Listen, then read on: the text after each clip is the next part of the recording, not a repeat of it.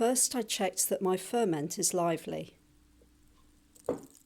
I mixed 350 grams white strong red flour and 50 grams wholemeal. I mixed in 8 grams of salt. I weighed the ferment liquid and squeezed all I could out of the fruit. The ferment weighed 170 grams. I measured 100 grams water, total 270 grams. I added all the ferment and then the water a bit at a time until I had the dough I wanted.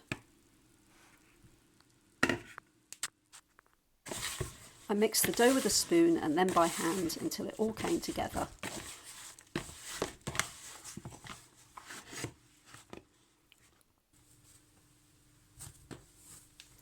I worked the dough on an unfloured surface for 5 to 10 minutes.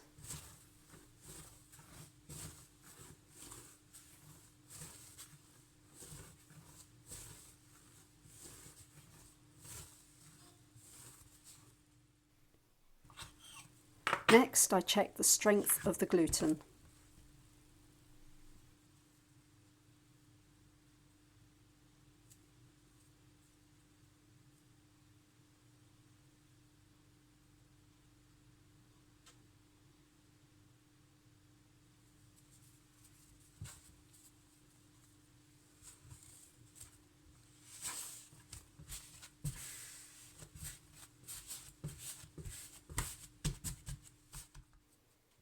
The dough went back in the bowl and was covered and left to rise for 4 to 8 hours.